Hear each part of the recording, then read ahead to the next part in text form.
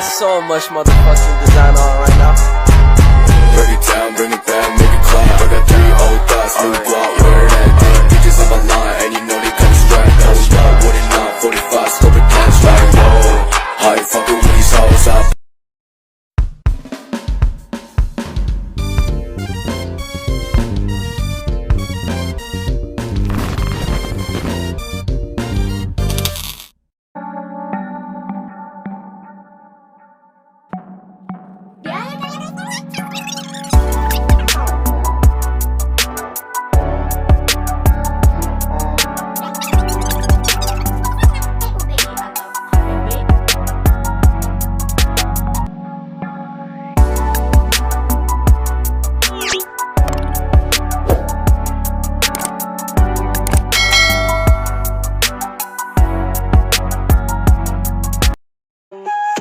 Assalamualaikum warahmatullahi wabarakatuh. Perkenalkan, nama saya Robiatul Adawiyah. Saya dari Prodi PGMI semester 2. Kali ini saya akan membahas tentang teori atau teknik dasar dalam penulisan karya ilmiah secara kreatif.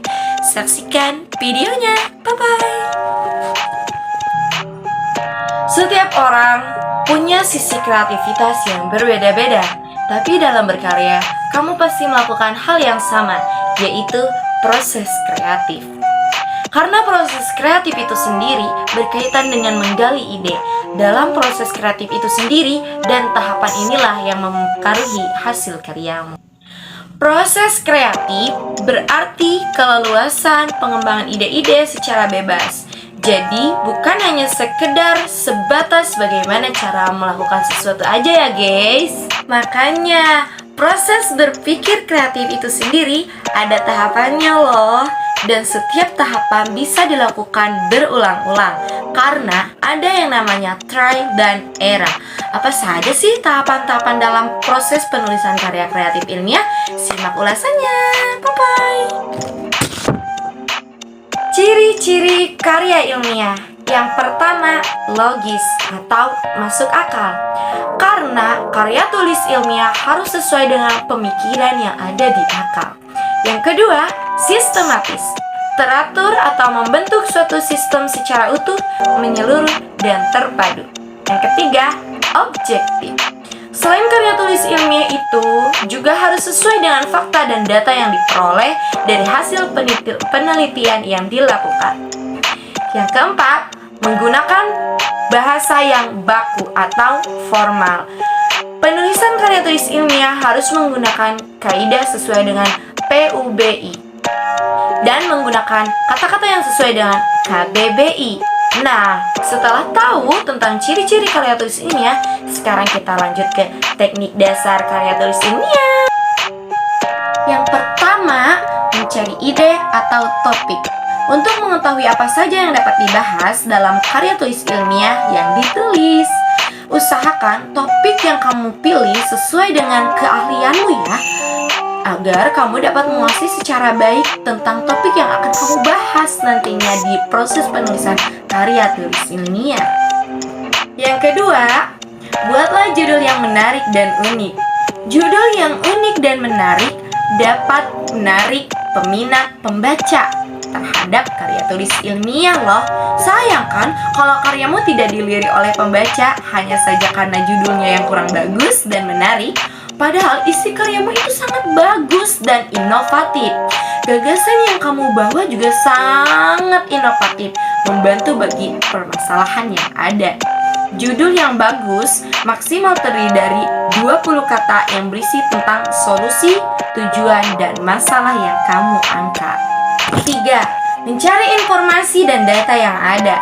Dengan membaca dari berbagai literatur, hal ini wajib kalian lakukan untuk menambah wawasanmu tentang topik yang akan kamu angkat dan memperkuat gagasan yang akan kamu tulis nantinya. Kamu dapat mencari dari berbagai jurnal penelitian yang terkait dengan tema dan gagasan yang sedang kamu kerjakan. Usahakan pilih literatur yang diterbitkan 5-10 tahun terakhir agar data yang akan kamu pakai itu masih relevan dengan keadaan yang sekarang ya.